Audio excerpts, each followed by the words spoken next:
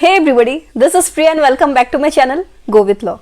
तो आज की इस वीडियो में एक कंप्लीट स्ट्रेटजी के बारे में हम डिस्कस करेंगे AIB 19th के बारे में। ठीक है, तो AIB 19th के बारे में कई सारे लेक्चर्स, कई सारे वीडियोस इस चैनल के माध्यम से आप तक पहुंचते रहेंगे, लेकिन उसके लिए आपको इस चैनल को सब्सक्राइब करना होगा। तो अभी तक आपने मेरे चैनल गो विथ लॉ को सब्सक्राइब नहीं किया है तो देर किस बात की कर रहे हैं, जल्द से जल्द बेल आइकन को प्रेस कर दीजिए ताकि इसी तरह की वीडियोस की नोटिफिकेशंस आप सब तक पहुंच जाए। तो देखिए, हम आज के इस वीडियो में एक ओवरव्यू डिस्कस करेंगे, कंप्लीट स्ट्रैटेजी कैसे आप तैयारी करेंगे AIB 19th के लिए। ठीक है, मैं आपको क्या क्या बताऊंगी इस वीडियो में, तो प्लीज़ बने रहिएगा वीडियो के एंड तक। और जैसा कि मैंने आपको कहा, अगर वीडियो पसंद आएगा तो प्लीज़ वीडियो को लाइक करते हुए जाइएगा और दोस्तों के साथ शेयर करना मत भूलिएगा। उसके पहले मैं आपको बता दूं कि AIB 18th जो अभी हुआ है, ठीक है, तो AIB 18th को लेके कई सारे मुझे कमेंट्स आ रहे हैं कि वो फेल हो गए हैं, कई सारे लोग फेल हुए हैं इस बार, रिजल्ट इस बार अच्छा नहीं हुआ है AIB 18 का। ठीक है, तो कई सारे लोग मुझे बोल रहे हैं कि वो रिट पिटिशन फाइल करेंगे या केस करेंगे BCI के अगेंस्ट पे। तो देखिए, ये सब इतना आसान नहीं है। अगर आप कर सकते हो तो वेल एंड गुड, मैं आपको ये नहीं बोल रही हूँ कि आप मत करिए। आप एडवोकेट है, पढ़े लिखे आप लोग हैं, सभी लोग, आप लोग बहुत ही ज़्यादा टैलेंटेड है, राइट। तो मैं ये नहीं बोलूँगी कि बस जो हुआ उसको भूल जाइए, अब आप AIB 19th की तैयारी करिए। मैं ये आपको बिल्कुल नहीं कहूँगी, लेकिन मैं आपको ये कहूँगी कि आपको अपना टाइम वेस्ट नहीं करना है। अगर आपको लगता है कि आप वाकई BCI के अगेंस्ट में आप कुछ कर सकते हैं, और जो 7 मार्क्स जो विड्रॉन हुए हैं टोटल, वो 7 नंबर BCI ने दिया है आप सभी को, लेकिन पता नहीं कई लोग मुझे कमेंट कर रहे हैं और बोल रहे हैं कि जो 7 मार्क्स विड्रॉन हुआ था वो उनको नहीं दिया गया है। ठीक है, लेकिन ऐसा नहीं है, 7 मार्क्स उनको दिया गया है। अब देखिए, कोई स्टूडेंट्स जिसने पेपर को एकदम ही ज़्यादा ख़राब किया है, कुछ अटेम्प्ट ही नहीं किया है, अब उसको तो देखिए BCI पास नहीं कर सकते, थोड़ा बहुत तो एटलीस्ट आपको भी अटेम्प्ट करना था AIB एग्ज़ाम में। ठीक है, तो मैं यही बोलूँगी कि आप एडवोकेट हैं, एज एन एडवोकेट अगर आपको लगता है कि आप केस फाइल करेंगे तो अगर आप पास हो जाएंगे ऐसा करने से, या BCI के अगेंस्ट में अगर आप कोई एक्शन लेंगे, रिट पिटिशन फाइल करेंगे, कुछ भी ऐसा करने से अगर कुछ लाभ होगा तो आप आगे बढ़िए, मैं आपको मना नहीं कर रही हूँ। ठीक है, लेकिन मैं आपको यही बोलूँगी कि आप जो करिएगा सोच समझ के करिएगा। ठीक है, और अगर आपको लगता है कि आपने वाकई AIB 18 को अच्छे से नहीं दिया था, तब आप AIB 19th की तैयारी करिए। और अगर आपको लगता है कि आपके साथ धोखा हुआ है, तब आप केस फाइल करिए। जो भी है इसमें देखिए, टाइम वेस्ट बहुत होगा, पैसे भी वेस्ट होंगे और टाइम भी बहुत वेस्ट होगा। तो मैं ये बोलूँगी कि आप AIB 19th की तैयारी करिए, क्योंकि देखिए BCI के अगेंस्ट में केस करना इतना आसान नहीं है, और अगर आप 1-2 लोग करोगे भी ना तो कुछ नहीं होगा। इसमें मेजॉरिटी ऑफ स्टूडेंट्स को आगे आना पड़ेगा केस फाइल करने के लिए। समझ रहे हैं ना मेरे बात को ध्यान से? हाँ, तो कोई भी डाउट्स है तो प्लीज़ मुझे कमेंट में पूछिएगा। ठीक है, आप मुझे मेल कर सकते हैं, मेरी ईमेल ID आपको डिस्क्रिप्शन पे मिल जाएगी, कॉन्टैक्ट नंबर आपको डिस्क्रिप्शन पे मिल जाएगा, प्लीज़ डिस्क्रिप्शन को चेक करिएगा। और कोई भी डाउट्स है तो आप मुझे क्लैरिफाई कर सकते हैं। ठीक है, हम लोग आपस में बात कर सकते हैं। आप मुझे कॉल भी कर सकते हैं संडे को बिटवीन 5 to 6 PM, लेकिन याद रखिएगा सिर्फ 1 घंटे के लिए मैं अवेलेबल रहूँगी बिटवीन 5 to 6 PM। और कोई क्लासेस की अगर आपके रिक्वायरमेंट है तो आप मुझे मैसेज कर दीजिएगा, पेड सर्विसेज है, मैं आपको मैसेजेस के थ्रू बताती रहूँगी। कोई भी डाउट्स है तो प्लीज़ मुझे कमेंट सेक्शन में या मैसेजेस में आप पूछ लीजिएगा। ठीक है, तो ये तो AIB 18 के बारे में हमने बात किया कि देखिए, जो भी हुआ गलत हुआ, मैं मानती हूँ आप सभी लोग पैनिक सिचुएशन में हैं, लेकिन मैं यही बोलूँगी, देखिए केस फाइल करने से कुछ नहीं होगा, क्योंकि मेजॉरिटी ऑफ स्टूडेंट्स को आगे बढ़ना पड़ेगा। केस फाइल कर देंगे, बोलना बहुत आसान है ये शब्द, केस फाइल कर देंगे, लेकिन जितना ये बोलना आसान है, सुनने में आसान है, उतना ये बहुत ही ज़्यादा डिफ़िकल्ट है। ठीक है, तो मैं यही बोलूँगी AIB 19th की तैयारी करिए, AIB 18th में जो हुआ सो हुआ। और एक बात, आपने LLB पास किया, LLB पास करते ही आप स्टेट बार काउंसिल में एनरोलमेंट करवाते हैं। ठीक है, एनरोलमेंट करवाने के बाद जो आपको लाइसेंस मिलता है, उस लाइसेंस की वैलिडिटी रहती है 2 साल। ठीक है, 2 साल तक की वैलिडिटी रहती है।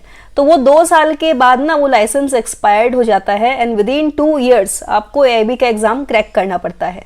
अगर 2 साल के भीतर आप AIB का एग्ज़ाम क्लियर नहीं करते हो तो फिर से कुछ इसके क्राइटेरिया है, फिर से आपको स्टेट बार काउंसिल में कुछ डॉक्यूमेंट्स जमा करने पड़ते हैं, और कुछ अमाउंट ऑफ मनी जो फिक्स्ड है BCI की तरफ से, वो आपको वहाँ पे पेड करना पड़ता है।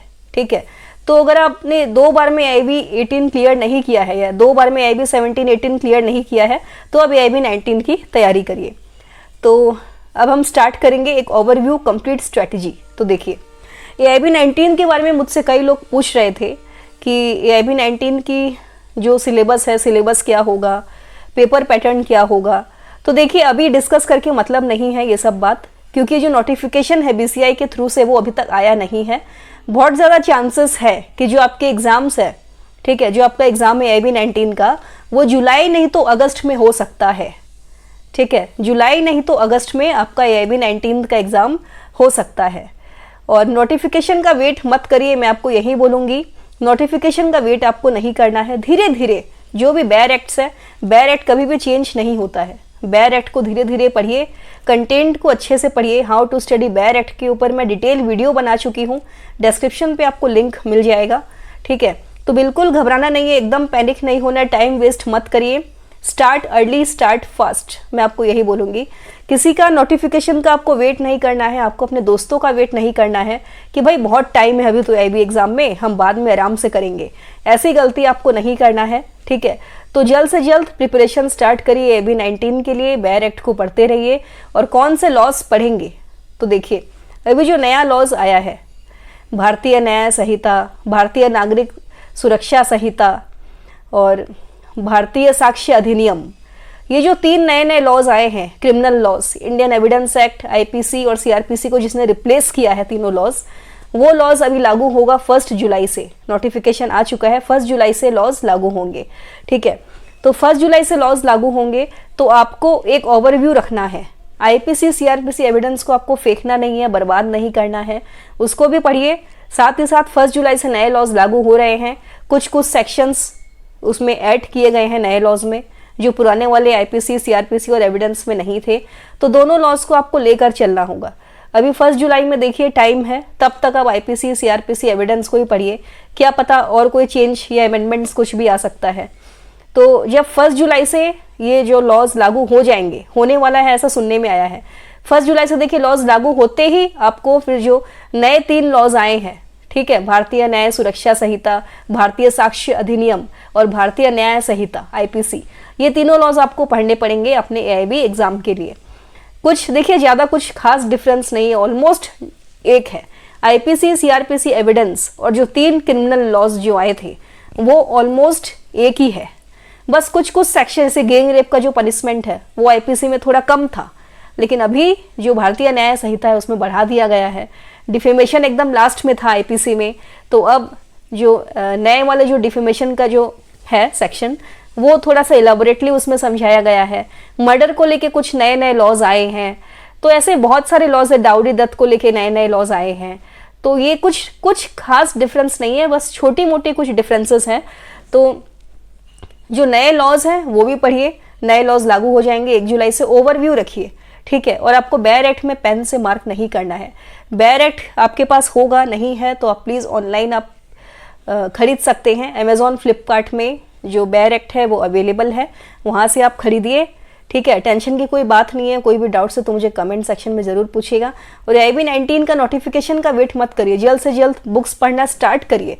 रेफरेंस बुक डेली आधा घंटा मान के चलिए, जब तक नोटिफिकेशन नहीं आता आधा घंटा डेली आपको ईच एंड एवरी सब्जेक्ट पर ध्यान देना है।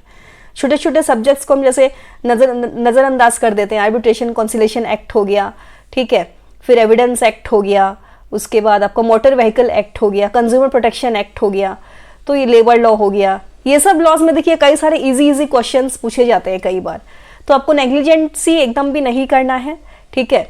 अभी से स्टार्ट करिए। जो भी प्रिपरेशन स्ट्रेटजी है मैं आपको 1 by 1 करके बताऊंगी अच्छे से। और भी मेरे प्लेलिस्ट को चेक करिए। AIB 18 के ऊपर मैंने कई सारे वीडियोस डाले थे। स्ट्रेटजी देखिए सेम रहेगा। AIB 18 के लिए जो मैंने बताया था AIB 19 के लिए मैं आपको वही बताऊंगी, ठीक है। Question paper, previous year question paper वगैरह जो भी आपको चाहिए, आप मेरे वीडियोस को देखिए, प्लेलिस्ट को देखिए और चैनल को प्लीज़ सब्सक्राइब कर दीजिए, क्योंकि बहुत सारी जानकारी, बहुत सारी यूजफुल वीडियोस मैं आपको बताऊंगी, ठीक है। इस चैनल के माध्यम से मैं वीडियो में जो भी आपको बताती हूँ बहुत ही ज़्यादा इंपॉर्टेंट है। तो टाइम वेस्ट मत करिए, जागो, ठीक है। अभी जागने का वक्त है, तो जाग जाओ, क्योंकि अगर बहुत ही ज़्यादा देर कर दिया अपने जागने में तो हो सकता है AIB-19 भी आपके हाथ से निकल जाए। तो मुझे बहुत ही ज़्यादा बुरा लग रहा है। मुझे जिन लोगों ने AIB-18 पास नहीं किया, मैं उनको ये बोलूँगी hope for the best, AIB-19 के लिए ट्राई करो। और AIB-19 में देखिए ज़्यादा वक्त नहीं है, जून जुलाई या अगस्त में आपका एग्जाम हो सकता है। नोटिफिकेशन का वेट मत करिए, क्वेश्चन पेपर सॉल्व करना स्टार्ट करिए। गूगल में ऑनलाइन आपको मिल जाएगा क्वेश्चन पेपर। अगर आपको चाहिए तो आप मुझे मेल कर सकते हैं, ठीक है। आप मुझे व्हाट्सएप के थ्रू भी पूछ सकते हैं, कोई भी डाउट्स है तो। प्रोसेस देखिए सब सेम है, स्ट्रेटेजी सेम है, किस तरीके से पढ़ना है, क्या प्लानिंग होगी, क्या प्रोग्राम होगा, वो सारा सेम है। तो प्लेलिस्ट को देखिए, अच्छे से जांच करिए प्लेलिस्ट को। कई सारे वीडियोस में बना चुकी हूँ AIB के ऊपर, AIB जो प्लेलिस्ट का नाम है। तो प्लीज़ ध्यान से पढ़िए और टाइम वेस्ट बिल्कुल मत करिए। मैं आपको बार बार बोल रही हूँ, आई रिपीट, टाइम वेस्ट मत करिए। ये मत सोचिए कि नोटिफिकेशन आएगा तब हम पढ़ना स्टार्ट करेंगे, ऐसा आपको नहीं करना है। और हाँ, आपको नए लॉज पढ़ने पड़ेंगे, जो नए लॉज लागू होंगे 1 जुलाई से, वो आपको पढ़ना पड़ेगा। तो प्लीज़ अभी से आप स्टार्ट करिए। आधा घंटा आपको डेली देना है अपने AIB के लिए, और जब नोटिफिकेशन आ जाएगा तब आप 1 घंटा दे सकते हैं, 2 घंटा दे सकते हैं, तो वो आपके ऊपर है। और प्रेशर लेके मत पढ़िए, एकदम बिंदास पढ़िए। देखिए AIB क्या होता है, बार काउंसिल ऑफ इंडिया का एग्जाम होता है। अगर आप AIB क्लियर कर लेते हो ना, तो आप भारत में, पूरे भारत में कहीं भी आप प्रैक्टिस कर सकते हो एज एन एडवोकेट, कोई आपको रोकने वाला नहीं होगा। अगर आप AIB क्लियर नहीं करते हो तो मुश्किल है, मतलब आप सिर्फ अपने एक स्टेट तक ही रह जाओगे, असम तक ही रह जाओगे। ऑल ओवर इंडिया में आप कहीं भी प्रैक्टिस नहीं कर पाओगे, ठीक है। तो कोई भी डाउट्स है तो प्लीज़ मुझे कमेंट सेक्शन में पूछिएगा। और कई सारे वीडियोस मैं लेकर आऊंगी AIB-19 के लिए, तो प्लीज़ चैनल को सब्सक्राइब कर दीजिएगा। और अगर वीडियो पसंद आया तो प्लीज़ वीडियो को लाइक करिएगा। Hope you guys are doing good. See you guys in the next video. Bye bye, take care everyone.